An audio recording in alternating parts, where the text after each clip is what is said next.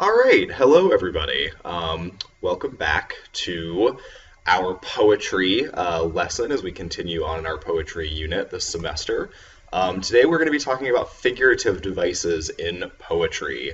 And like I said to you guys earlier when we started this unit, the reason that I love poetry so much and that this is my favorite unit to teach is because of how much we get to kind of play around with language, how much we get to look at poets and authors and the choices that they have made and the cool things that they really can only do in poetry, which is such an open and free format. And we talked about this with form, and we looked at it a little bit with imagery as well. But with these figurative devices, the stuff that we're going to start looking at today, this is really where we start to get into poets using these words as awesome tools in lots of different ways to create really, really cool different, meanings in their language. But, the basics of what we're doing today, we're going to define figurative devices that we use in poetry, and most of these will be familiar to you guys. We're also going to analyze how we use those figurative devices to contribute to our understanding of poetry, right? So every single thing, just like all the other stuff that we've ever done in this class, when we're looking at choices that authors make, we're going to be analyzing how those choices impact meaning. So let's go ahead and start. So a poet uses figurative language to describe ideas or emotions by using words' figurative meanings or connotation, as opposed to their literal ones, or denotation. So just like when we talked about figurative language in fiction, and when we went over connotation and denotation in our nonfiction units, we know that we're associating, figurative language, figurative devices with other ideas, other, emotions or feelings or, associations that we get from language and not the literal dictionary meaning, right? In addition to language choices, poets often use figurative devices to evoke meaning by using words' connotations. So there are 4 different figurative devices that we are going to examine today. The first one is personification. This is obviously a description of an object, animal, place, or idea in human terms, something that's very, very familiar to all of you. To kind of show how we can use this in poetry, we have this example called Egg Horror Poem by Laurel Winter. And, if we're not going to read through the whole thing right now, but go ahead, take a minute in your discussion groups, pause this, read through it. Okay, so once you've started it again, right, obviously, we start with the title. We know there's probably going to be an egg somewhere in here, right? We're looking for it. We can kind of see that this whole poem is a personification of these eggs, their emotions, their feelings, their actions, all the stuff that eggs don't really do, but that they are doing in this poem. And then the question becomes, why is the poet doing this? Why is the poet using this personification, right? So why are the eggs whispering? Why do they fear breakfast the most? I think obviously, we eat eggs for breakfast, right? Making them unattractive. They tell stories. Eggs can't do any of that, right? Eggs can't pray. All of this stuff, right, are examples of personification. So from a, assessment point of view, that's what you're going to want to be identifying in poetry when we're looking for personification. From the analysis perspective, right, then we have to ask what is kind of the meaning or the message that we might associate with this poem. And we'll get into that a little bit later. So next we have similes. Another thing that is very, very familiar to each of you. Simile, obviously, a comparison between 2 things using the words like or as. This poem is called Harlem by Langston Hughes. You might also hear it referred to as a dream deferred. So, very, very simple examples of similes in this poem.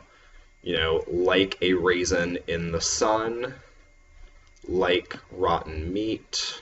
Oops, skipped one. like a sore, like a syrupy sweet, like a heavy load. Right? So similes are not new to us. We've gone over these many, many times before, and you went over them many times before in middle school as well. We all know how to identify a simile, right? So then again, if we start taking that next step and we analyze the simile, what can we look at in this poem, right? So what happens to a dream deferred? That's the comparison being made here, right? Every time we've talked about similes, we kind of have to say, what is being compared to what? So in this case, we're comparing this dream deferred to a raisin in the sun that has kind of dried up, right? We all know what raisins look like. Something that has festered like a sore or is stinking like rotten meat. We've got sags, like a heavy load down there. So all of these really, really negative connotations being compared to this idea of a dream deferred. Deferred might be a new word for some of you. It means to kind of be put off or blocked or obstructed in some way. Something has happened that means that this dream did not get to come true. And so this poet has brought in a lot of these negative connotations. If we really are hoping for something and dreaming for something and we don't get it, or something happens and we aren't able to realize it, we also have these negative feelings, right? So we can see, as poets bring in these figurative devices, they use them to enhance, or in this case, this poet, Langston Hughes, is kind of using it to enhance that emotional connection with these dreams that we have. And then obviously the next step, if we were going to sit here and analyze the whole thing, we would create a statement of significance. We'd sum up some kind of, mini thesis statement of what Langston Hughes is doing here to contribute to some kind of theme. But for right now, we're just identifying stuff. So those are similes. So next we have metaphors, something else that we're very familiar with, right? A comparison between two things without the words like or as. We've got this example from Emily Dickinson, and just like the last time we looked at Emily Dickinson, we know she doesn't really title her poems, but you might see this one again in American Lit. This one is commonly called Hope is the Thing with Feathers, right? So when, we're looking for something, some comparison between two things, just like with the similes, but we're not using like or as, right? So we've got hope, and then we've got a thing with feathers that perches in the soul and sings the tune without the words and never stops at all. So a thing with feathers that perches. I wonder what that could be. It's a bird, right?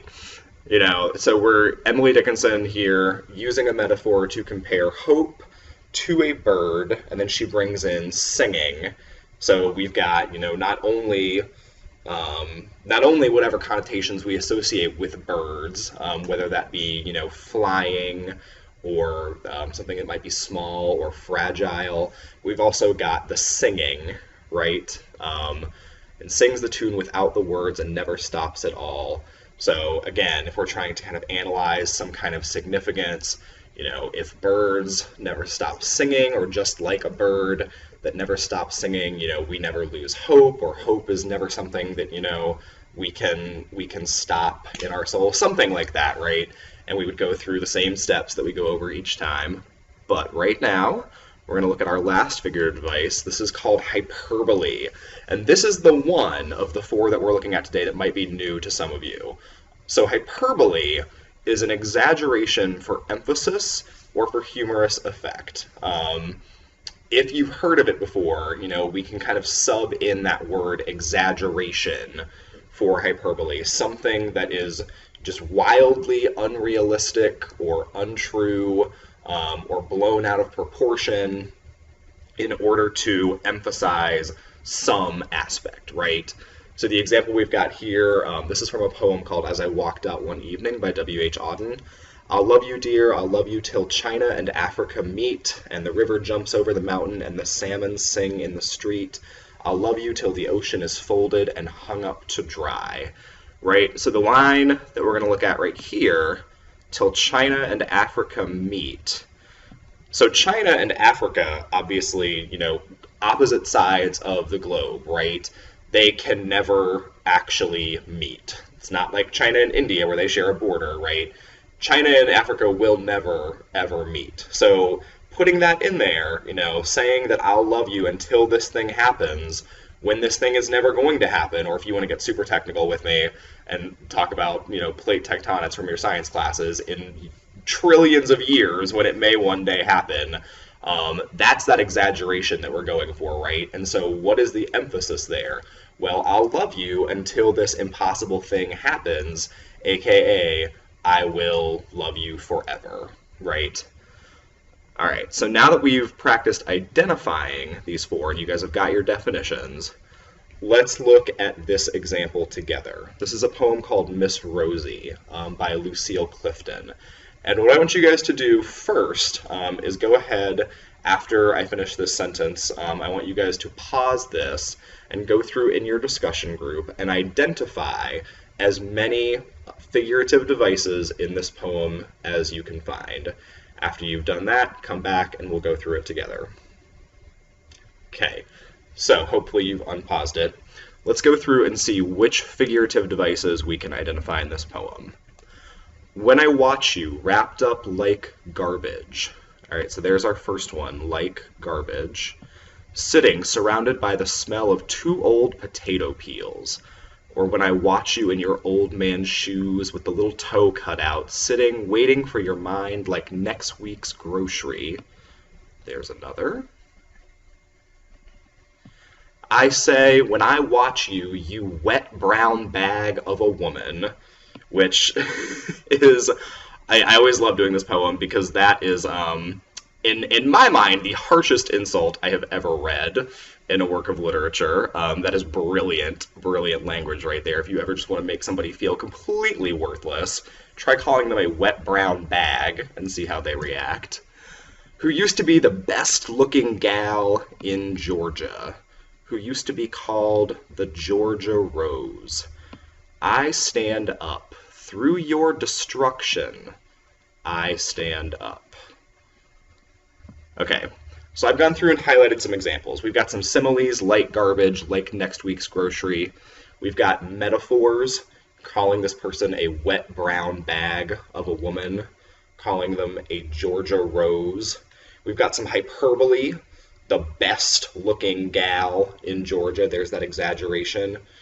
Or that word destruction. We can probably assume that whoever this woman is, she did not literally disintegrate, right?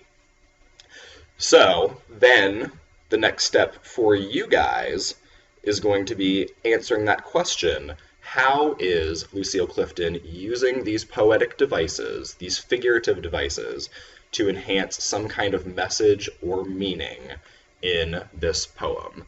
So here is your discussion group assignment for today. What you're going to do is in your composition book, you're going to draw this graphic organizer, essentially.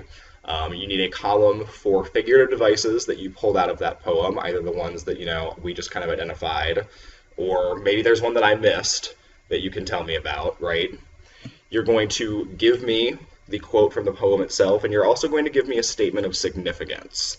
Once you've compiled all of those, you're going to put all the pieces together, just like we've been working on, and tell me how the poet is using this figurative language to enhance her message. And that message, that thing that we get out of the poem by looking at these figurative devices, that's the stuff that we're going to talk about when we start class next time. That's the most key element here. So let me show you an example. Here's that W.H. Auden one for hyperbole that we pulled out. In my figurative device column, I've got hyperbole. There's my quote from the poem, I'll love you till China and Africa meet. My statement of significance, they will never physically meet, giving the figurative meaning that the speaker's feelings can never be severed by any earthly concerns, and strengthening the overall expression of love. So then, what's my kind of overall message? How does the poet use figurative language to enhance that message? The idea that love is a power that transcends our human bonds and limitations is enhanced by that use of hyperbole. So not that bad, right? Go back through that poem in your discussion group. I will collect the composition books and we will discuss these messages and these meanings that you guys came up with at the beginning of class next time. If you have any questions, please let me know, or see the class page where I will be uploading this. Have a good day, guys!